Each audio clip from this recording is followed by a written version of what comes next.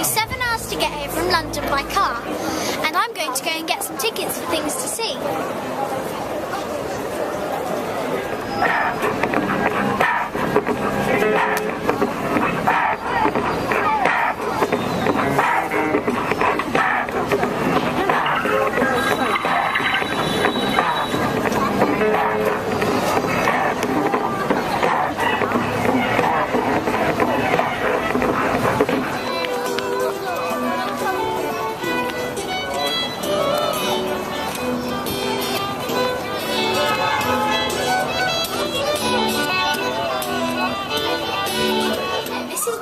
And I'm going to interview him. So, hi. Hello. How old were you when you knew you wanted to be a comedian? Well, when I was about 8, there was a local drama group at a sort of community centre near me, and I remember passing it, seeing the sign, and thinking, I'd like to do that.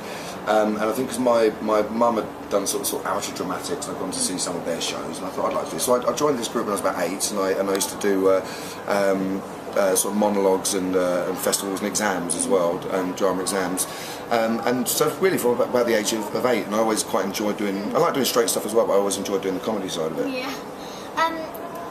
What age do you think a child could start being a comedian?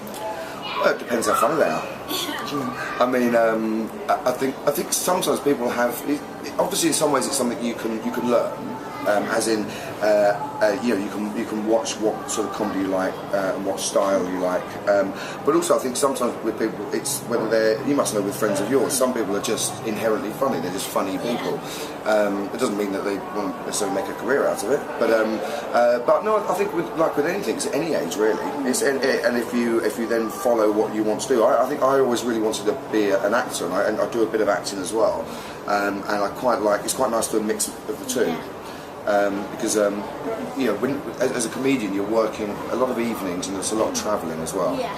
So for me, I'd like to have a balance ideally, which I haven't quite found, of doing enough sort of writing and TV acting or stage acting with comedy as well. Because otherwise, sometimes that's the one downside of comedy, I would say, for anyone wanting to get involved, is that it's a bit of a slog getting into it, because there's so many people doing it. And but it's, if you're good, you're good, and it's in some ways it's very much what we call a meritocracy, whereas it doesn't matter who you know, what you know. If you're good and you keep working at it, then you're funny. Exactly. That's the main thing. That's the main thing. Yeah, because otherwise you get very embarrassed. Yes. Here we're at the Edinburgh Festival at the moment. I'm doing a character show, so I'm playing. Because when you come to the Edinburgh Festival, rather than just doing, say, a 20-minute set or a half-hour set at a club, you get an hour to be a bit more creative, and so I'm doing a character, which is this guy. This is why I'm wearing this t-shirt, and I've got a wig on normally and glasses. The wig's in my bag in there, otherwise I'll show you. And his name is Donnie Donkins, and the whole idea is that he's a very bad comedian. He's a comedian that should never have done comedy, but he has decided to do it because he thinks it will get him on TV and it will get him fame and fortune. So he's doing it for all the wrong reasons, and he's actually very rubbish at it. So the whole show basically is me being rubbish as this character, this sort of northern young stand-up, who then has a bit of a nervous breakdown and cries. Yeah, it's a bit sad. Can you do a northern accent then? Well, this is how he speaks normally, and he's like, "Hello everyone, I'm Donnie Donkins," and he just does loads of lots of this. He's got lots of little catchphrases. He just sort of does this a lot, and just sort of stretches, and then just does really bad jokes, basically. Does awful jokes, and then the audience look. You can see sometimes though, it's a bit of a risk, because sometimes you can see the audience going, "Oh my God, this joke's really bad." So, what are your 3 top tips if you wanted to become a professional comedian? Okay, number 1, I would say, is just really work at it, and that's the same with everything. Make notes, keep a notepad. I'm not sure if it's the same tip. I'm just sticking with number 1 at the moment. Keep a notepad with you. So anytime you find something funny or you have an idea, write it down, because quite often you can forget stuff. Number 2 is research. Is go to comedy clubs, have a look in Time Outlook online, see where clubs are. And number 3 is watch loads of comedy. That doesn't mean copy it. That just means you can get sort of inspiration, or you can see something that might inspire you. Go, oh look, they're doing exactly, and you'll like I say, it's being influenced by rather than copying anything, and just go, okay, I like that style. I think I can do that as well. But work hard. That's the thing.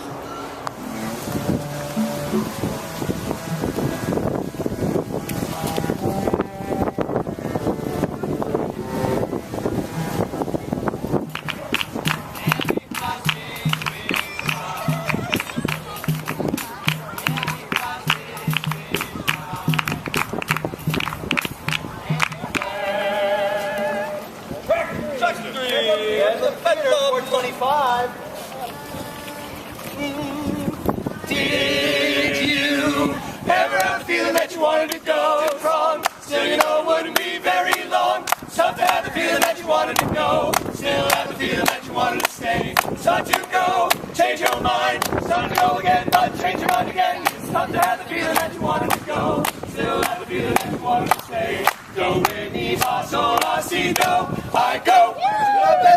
I'm in the Bedlam Theatre at Edinburgh Fringe Festival, and I'm going to watch track 3, a physical theatre show.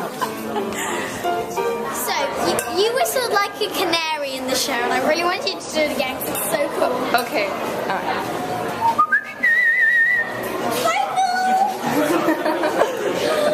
Okay, so, how old were you when you listened to it? The first thing I ever did, I was 7 years old.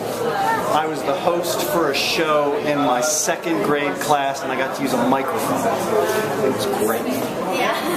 And how old do you think a child has to be to get into acting? I think they can get in anytime they want to. If they really like it and if they're good at it, they should start whenever they're ready. Yeah. Where did your inspiration come from to make this into physical theatre? Well, I have a dance and theater background and mime and clowning background, so I wanted to put all of those elements together and do something I love very much, which is Chekhov. And that's how I sort of see and how I experience it in my mind, and I wanted to try to make it happen on stage.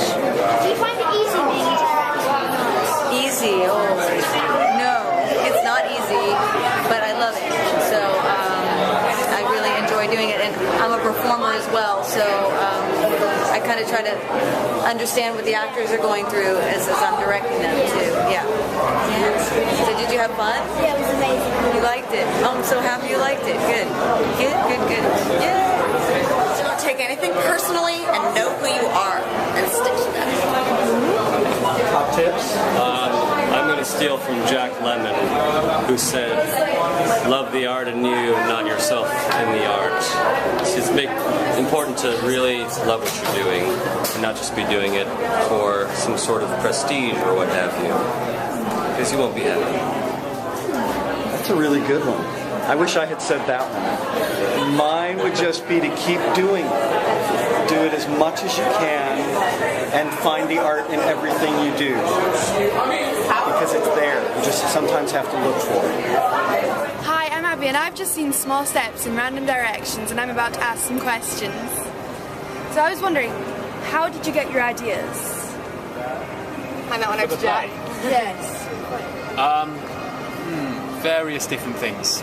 A lot of it came from listening to music, to be honest, and and then it was kind of a culmination of many years of sitting in a dark room and thinking. How do you guys work with the script? How do you kind of piece it and put your own twist into it, personality? We've had a lot of direction. The script is very particular in its delivery because it is quite stark but witty at the same time. And so we had particular direction from the directors, and then we just tried to put that through into the words as best we could. Lots of short lines as well, like oh or yes, the amount of work that has to be put into them to make sure that the right thing is emphasised. And it's a lot of them are very snappy, so it was sort of getting the rhythm with that as well that we really tried to work on. It was important we had a backstory to each character, so once we'd learnt our backstory, or we'd developed our backstory along with Jack and Oliver, it kind of gave it more substance for us. How would you describe the piece within a sentence or a word? I would go with it's a new writing piece. Awkwardness. Unexpected. Wales. It's about a journey where they don't get anywhere. Pointless. Oh. Fun. Intriguing.